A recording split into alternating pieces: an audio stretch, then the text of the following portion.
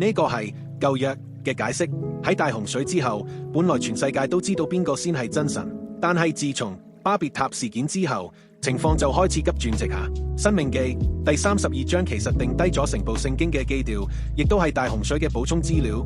由呢一點開始，成個故事就變成咗以色列對抗列國，亦都係耶和華對抗眾神。呢個就係故事嘅核心，貫穿咗成個舊約，甚至連新約入面耶穌嘅事蹟、保羅嘅教導，以至我哋最終嘅命運，都係由呢度開始。我哋細個喺主日學都聽過巴別塔嘅故事，創世記11章，但好多時我哋忽略咗最關鍵嘅一部分。申命記32章第8節提到，至高者將地業賜俾列國，將世人分開，佢係按住神之子嘅數目定咗萬民嘅疆界。留意翻，好多聖經版本會寫以色列人嘅數目，但根據最古老嘅死海古卷，原文應該係神之子。點解？因為巴別塔分封列國嗰陣，以色列根本都仲未存在，神將人類分開，交俾呢啲靈體神之子去管理，而耶和華自己嗰份就係雅各，即係後來嘅以色列。本來神係想人類遍滿地面，但人類偏要聚埋一齊起咗巴別塔 Ziggurat， 即係美索不達米亞式嘅神廟，想將神靈拉落嚟聽人指示。神講呢個想法好有問題，靈體唔係俾人指示嘅。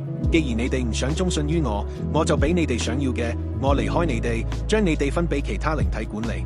神雖然暫時唔理呢啲國家，交俾神的眾子去管，但佢依然愛人類。佢嘅計劃係揾一個完美人選，完全冇可能生仔嘅亞伯拉罕同撒拉，靠住神超自然嘅能力生出一個新民族，透過呢個選民將全世界嘅人重新帶返神嘅家。但呢個選民就一直咁背叛，而神就一直咁收窄，由一個民族改由利未人世代成為祭司，收窄到只有大衛王嘅後裔，直到耶穌基督將全世界嘅人重新帶返神嘅家。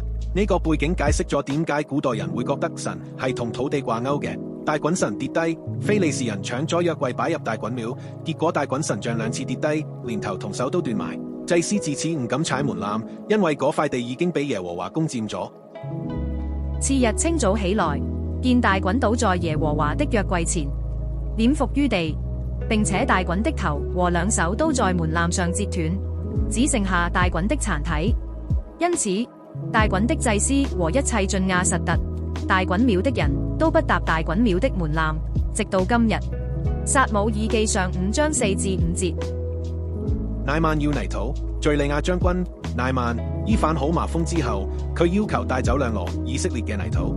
點解？因為佢想返到敘利亞之後，喺屬於耶和華嘅聖地上面築壇獻祭。乃曼說：你若不肯受，請賞賜你僕人2驢子馱的泥土。從今以後，僕人必不再將燔祭或平安祭獻與別神，只獻與耶和華。列王紀下5章17節。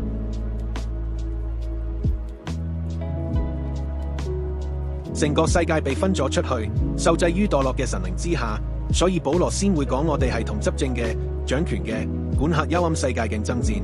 詩篇82篇嘅結尾預言咗，神終有一日會起來審判全地，重新收翻所有萬國。而起來喺希臘文聖經入面，正正就係復活嘅意思。如果你中意呢類聖經深度拆解，記得like、share 同埋 subscribe 我哋個 channel。我哋下次再傾。